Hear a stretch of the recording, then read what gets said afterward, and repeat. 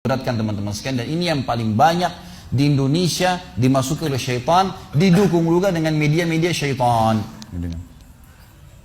Masalah pintu takut. Takut. Kenapa dukun-dukun itu kalau kita masuk ke tempatnya selalu gelap, ada tengkorak, remang-remang. Karena antum harus takut dulu. Kalau ada rasa takut, bisa dikuasai sama dia. Tapi kalau tidak takut gak bisa. Orang yang mau dihipnotis, kalau akidahnya benar gak bisa dihipnotis tuh. Syaitannya gak berani. Gitu kan? Dan ini kita harus hati-hati teman-teman sekalian, karena pintu takut ini selalu ditunggang oleh syaitan. Saya kasih contoh begini. Kalau ada satu rumah di Indonesia ini, anggap di Bali sinilah, karena antum lagi di Bali. Ada satu rumah teman-teman sekalian, di situ ada orang bunuh diri, gantung diri. Kira-kira mau beli rumahnya nggak? Jawab jujur ya. Kenapa nggak mau? Hah? Setelah saya jelaskan malam ini, beli besok ya. Diskonnya buat saya. Baik. Banyak orang jawabannya takut. Kenapa takut? Ada ruh gentayangan. Baik, simpan contoh itu. Ada contoh kedua teman-teman. Ada satu rumah, tadi bunuh diri ya. Sekarang satu rumah dibunuh oleh perampok. Mau beli rumahnya nggak? Sama juga. Masya Allah cuma 3 orang yang jawab, yang lain berani semua. Nggak mau juga beli. Kenapa? Takut. Ada ruh gentayangan. Teman-teman sekalian, ambil dari saya malam ini. Dengan izin Allah, ini ilmu dari wahyu, bukan dari saya. Tidak ada ruh gentayangan. Nggak ada ceritanya dalam Islam kuburan terbuka pocongnya keluar. Nggak ada itu. Nggak ada tangan dari kloset tarik-tarik orang. Itu semua dusta. Dusta. Perusakan akidah dari media-media syaitan. Sinetronnya, filmnya, segala macam. Manusia bisa berubah jadi singa lah, bisa beginilah, macam-macam. Dusta. Dusta. Nggak ada dalam Islam. Nggak ada. Dari mana dalilnya? Nggak ada ruh gentayangan. Baik, dengarkan hadisnya. Hadis yang mulia, hadis riwayat Bukhari. Suatu hari Nabi SAW pernah mengantar jenazah sahabatnya. Waktu jenazah tersebut ditaruh di kuburan, kata Nabi SAW, kalau seseorang mukmin meninggal dunia, siapa orang mukmin teman-teman sekalian? Orang yang sudah menggabungkan antara rukun Islam sama rukun iman. Kalau antum syahadat sudah, muslim, alhamdulillah, sholat 5 waktu, zakat, puasa Ramadan, haji, sudah dikerjain. Ditambah dengan keimanan, yakin Allah ada, yakin malaikat ada mencatat, yakin diturunkan dalam Al-Quran, yakin ada Rasul yang mengajarkan Nabi Muhammad SAW, ada diterima pahalanya hari kiamat, maka itu namanya mukmin. Ditambah dengan mengimani qada dan qadar. Kalau ada orang sholat, Allah ada nggak ya? Malaikat catat nggak ya? Hari kiamat saya terima nggak? Ini masih muslim, belum mukmin, masih level di bawah. Pertama muslim dulu baru mukmin. Makanya dalam hadis disebutkan ada iman, ada Islam, ada iman, ada ihsan, gitu kan? Ini level-levelnya.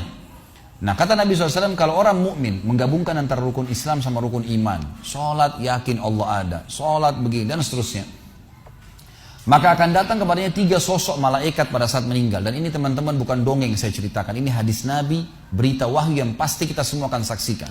Demi Allah ini benar, ini wahyu, gitu kan? Malaikat datang, di kiri kanannya malaikat rahmah yang membawa kain kafan dari surga, yang satu malaikat maut diubun-ubun kepalanya sambil berkata, ya ayyatuhan nafsul mutmainnah irji ila rabbiki radiyatan mardiyah. Hai jiwa yang baik, keluarlah kepada rahmat dan pengampunan Tuhanmu. Kata Nabi SAW, ruhnya keluar lebih mudah daripada air dari mulut kendi, cepat sekali. Begitu keluar, belum sesaat keluar, ditangkap oleh malaikat rahmah, dibungkus dengan kain kafan dari surga, dibawa ke langit. Begitu dibawa ke langit, menembus 7 lapis langit, semua malaikat-malaikat di atas langit sana berkata, ruhnya siapa ini? Sungguh mulia ruh ini. Kenapa? Kata Nabi SAW, karena ruh itu mengeluarkan bau yang lebih wangi daripada bau kasturi. Semoga kita semua insya Allah termasuk. Maka kata Nabi SAW, malaikat rahmah mengatakan, ini fulan bin fulan, namanya yang paling mulia di dunia. Lalu kemudian ditembuskan sampai langit ke-7, lalu kemudian terdengar suara dari langit ke-7. Allah Azza wa Jalla berkata, catatkan hambaku termasuk penghuni surga, kembalikan dia di dunia, di sana saya ciptakan, di sana pula saya akan bangkitkan. Diantar ruhnya bersamaan jasadnya diantar oleh kerabatnya. Baru 3 langkah mereka jalan, dia masih bisa, ruh ini masih mendengarkan suara sendal mereka. Lalu malaikat datang mendudukkan dia lalu berkata, siapa Tuhanmu, siapa nabimu, apa kitabmu? Lalu dia kalau orang beriman, kata Nabi SAW, Allah berfirman, yuthabbitullahu alladhina amanu bil qawli tsabit fil hayatid dunya fil akhirah. Allah akan tetapkan jawaban lisan orang-orang beriman di dunia. Kalau dia belajari agama ini lalu ditanya kenapa kau sholat, kenapa kau puasa, dia akan punya jawaban dari wahyu. Dan di akhirat, kata ulama tafsir, adalah yang dimaksud pertanyaan mungkar nakir atau malaikat di kuburan. Ringkas cerita adalah dia akan menjawab, Tuhanku Allah, Nabiku Muhammad, kitabku Al-Quran. Pada saat dia jawab jawaban itu, teman-teman sekalian, maka tiba-tiba saja kata Nabi SAW, malaikat tersebut membukakan baginya pintu neraka, azab, siksaan, orang teriak-teriak, api yang berkobar-kobar. Dia ketakutan. Kata malaikat, lihat dari apa Allah selamatkan dirimu. Karena kau beriman, kau nggak jadi masuk sini. Ditutup supaya dia tahu nih, kalau dia berbuat salah akan masuk situ. Ditutup. Dibuka pintu surga, dayang-dayang, permadani, istana yang luas, luar biasa. Dia gembira. Lalu kata malaikat, kau akan masuk di sini. Maka si mayit tersebut pun berdoa mengatakan, ya Allah, cepatkan waktu karena aku ingin masuk ke dalam surgaku. Lalu datang di sebelahnya orang yang tampangnya gagah, badannya bersih, wangi, saking sempurnanya kata jenazah ini. Ruh ini berkata, siapa kamu ini? Sungguh sempurna ciptaan Allah pada dirimu. Maka dia berkata, diam dulu. Maka dia berkata, gitu kan? Dia berkata, saya amal soleh akan menemani kau sampai hari kiamat. Insya Allah setelah riwayat ini kita sholat. Saya amal soleh akan menemani kau sampai hari kiamat. Maka kata Nabi SAW terdengar suara, ya, Allahu alam di sini disebutkan Allah atau malaikatnya, tapi yang jelas menyampaikan dari Allah Subhanahu Wa Taala, lapangkan kuburan hambaku ini seluas pandangan matanya dan bukakanlah pintu surga baginya setiap pagi dan petang dia melihat. Maka jadilah kuburannya taman dari taman surga sampai hari kebangkitan. Baik. Sebaliknya kata Nabi SAW, kalau orang fasik, siapa tadi fasik? Muslim yang masih berbuat maksiat. Teman-teman hati-hati. Jangan kena mengandalkan sudah syahadat kemudian bebas berbuat dosa. Hati-hati. Fasik dan orang kafir proses matinya sama. Kata Nabi SAW, orang fasik dan orang kafir akan datang kepadanya 3 malaikat. 2 malaikat azab di kiri kanannya, 1 malaikat maut dibunuh-bunuh kepalanya yang berkata, hai jiwa yang busuk, keluar kepada kemurkaan Tuhanmu. Maka ruhnya berantakan di tubuhnya, tidak berani keluar. Lalu malaikat maut menariknya dengan keras, ibaratnya seperti bulu domba yang dibasahkan, dililitkan di pohon berduri, lalu ditarik dengan keras sehingga berantakan bulu domba itu. Keluar, belum sesaat keluar ditangkap oleh malaikat azab, dibungkus dengan kain kafan dari neraka, dibawa. Baru langit pertama nggak dibukain pintu oleh para malaikat. Lalu malaikat langit berkata, siapa ruh ini? Sungguh buruk ruh ini. Kenapa? Kata Nabi SAW, karena ruh itu mengeluarkan bau yang lebih busuk daripada bau bangkai. Wa na'udzubillah. Lalu malaikat azab membawa mengatakan, ini ruhnya fulan bin fulan. Ya. Orang yang disebutkan nama paling buruk di dunia. Lalu terdengar suara dari langit. Allah berkata, catatkan hambaku ini termasuk penghuni neraka. Di sana, kembalikan dia di dunia, di sana saya ciptakan, di sana pula saya akan bangkitkan. Di antara ruhnya bersamaan pengantarnya mengantar jenazahnya. Begitu masuk dan 3 langkah. Ya. Orang-orang mengantarnya lewat, malaikat datang mendudukkan dia mengatakan siapa Tuhanmu, siapa Nabimu, apa kitabmu. Walaupun muslim, rekam baik-baik ini. Ya. Lahir dalam keadaan Islam, sesekali sholat, fasik, masih banyak maksiat tidak tobat sebelum meninggal, sama. Jawabannya kata Nabi SAW dengan orang kafir, innama aqulu kama kana yaqulun nas. Saya nggak tahu, saya cuma ikut-ikut dulu orang bilang apa, nggak bisa jawab. Lalu kemudian dibukakan baginya pintu surga, dayang-dayang, permadani, istana, pemandangan yang luar biasa, gitu kan? Maka dia kagum, kata malaikat, lihat dari apa kau haramkan dirimu. Dulu kau bisa masuk sini, tapi kau tidak mau, ditutup. Dibuka pintu neraka, azab, siksaan, orang dipotong, teriak-teriak, kesakitan. Lalu dia ketakutan, kata malaikat, ini tempat kau selamanya, kau tidak akan bisa lari. Maka dia berdoa mengatakan, ya Allah, jangan kau cepatkan waktu karena aku tidak ingin masuk ke dalam nerakaku. Lalu datang di sebelahnya orang yang buruk tampangnya, bau badannya nggak enak. Lalu saking buruknya kata jenazah ini, kata ruh ini, siapa kamu ini? Pergi dari saya, sungguh buruk ciptaan Allah pada dirimu. Maka dia mengatakan, tidak, saya amal burukmu yang akan menemani kau sampai hari kiamat. Lalu dalam penutupan hadis Bukhari ada 2 riwayat. Yang pertama, Allah Azza wa Jal ya, mengirim kepadanya malaikat yang tidak punya penglihatan dan pendengaran. Allahu alam bagaimana ini? Yang membawa sebuah besi. Yang kalau besi itu seluruh jin dan manusia bersatu mau membalik saja mereka tidak mampu. Bayangkan seluruh jin miliaran, seluruh manusia miliaran, balik saja mereka tidak mampu. Ini saking kuatnya malaikat tersebut. Maka menghantamkan ke tubuh orang ini hancur, diutuhkan kembali lagi. Begitu terus sampai hari kiamat. Riwayat yang kedua mengatakan Allah Azza wa Jal membuat dinding kuburannya merengut tubuhnya, menjepit tubuhnya sampai seperti ini tulang rusuknya. Kembali lagi. Kata ulama hadis digabungkan keduanya. Dipukul sambil diremukkan, dikembalikan lagi. Begitu terus sampai hari kiamat.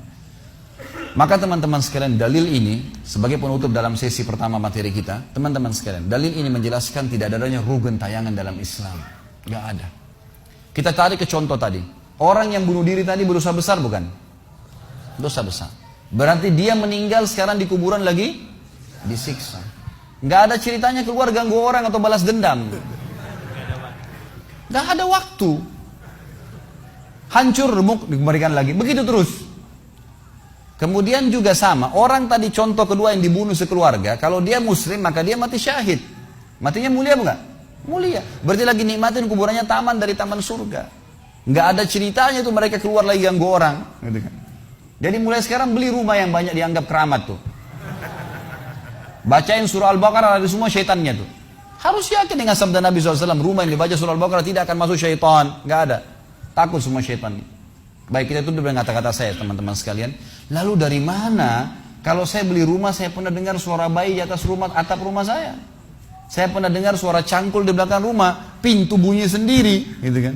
Itu semua permainan syaitan yang ada di sekitar rumah itu, atau Anda yang bermasalah.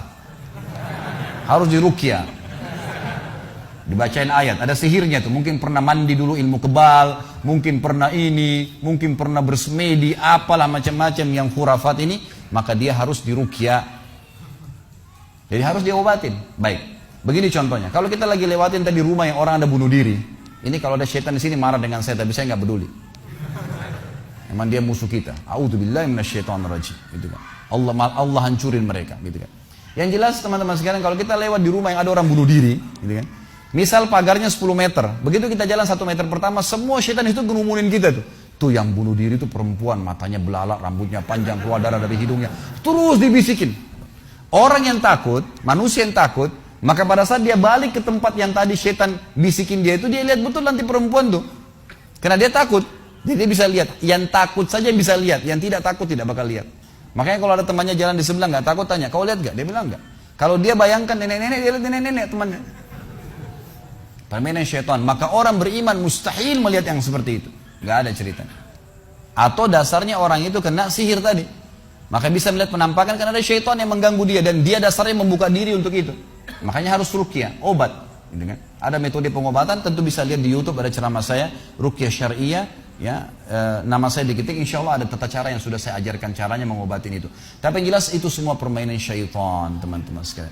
Dan inilah poin pertama, pintu pertama untuk takut kepada Allah Subhanahu wa taala, artinya semua selain Allah dalam makhluk jangan pernah takut dengan mereka. Syaitan pun yang biasa dianggap menakutkan bagi manusia itu dusta semua. Sampai sabda Nabi SAW mulia hadis Bukhari, siapa yang membaca bismillah, bismillah, maka syaitan yang ada di sekitarnya menjadi kecil seperti lalat. Jadi orang yang gambarkan syaitan besar itu tidak benar semua. Kata Nabi SAW dalam hadis Bukhari yang lain, siapa yang mau masuk ke rumahnya, lalu dia baca Assalamualaikum, salam warahmatullahi wabarakatuh, syaitan di sekitar rumahnya berkata kepada teman-temannya, tidak ada tempat nginap buat kalian malam ini. Salam saja sudah jadi benteng, nggak bisa masuk. Kalau dia makan dengan baca bismillah, ya, dia baca bismillah, maka syaitan berkata lagi sama teman-temannya, tidak ada makan malam buat kalian malam ini. Nggak bisa cuy. Dan syaitan tidak bisa membuka dan menembus tembok atau pintu manusia. Dusta semua itu tembus tembok, tembus pintu, dusta. Karena Nabi SAW yang bilang, syaitan tidak bisa membuka kembali pintu ditutup oleh manusia. Syaitan tidak bisa membalikkan ya, panci yang sudah ditutup oleh manusia. Maka padamkan lampu kalian, tutuplah panci-panci kalian. Karena syaitan bisa menunggangi makhluk yang lain. Sebagai penutup hadis Nabi SAW, pernah ada seorang sahabat membawa tikus ditangkap malam hari. Pada saat ditangkap tikus tersebut, lalu sahabatnya tidak bunuh, dipegang sama dia, dibawa ke masjid. Dia bilang, ya Rasulullah, ini tadi, ya, saya tangkap di rumah saya apain hewan ini? Boleh saya bunuh atau enggak? Kata Nabi SAW, jadi tikus itu sambil ditahan oleh sahabat, kebetulan Nabi SAW punya tikar yang dipakai sholat, di sebelahnya ada lilin kecil, minyak dengan api, gitu kan? Lalu tikus ini sementara Nabi SAW bicara sama sahabat, lepas, menyentuh ya, lilin Nabi SAW, lalu tumpah minyaknya di sejadah, di tikarnya Nabi, terbakar. Kata Nabi SAW, sesungguhnya hewan ini fasiqah, fuwaisiqah. buruk, boleh dibunuh, gitu kan. Dan syaitan menunggangi hewan seperti ini untuk membakar rumah-rumah kalian. Tapi mereka tidak bisa membakar langsung. Mereka cuma bisa menggunakan hewan yang kebetulan lewat dan seterusnya. Seperti misalnya syaitan bisa menggoda manusia lain untuk mengganggu kita, gitu kan. Tapi untuk dia langsung tidak ada ceritanya. Itu semua tidak benar, teman-teman sekalian.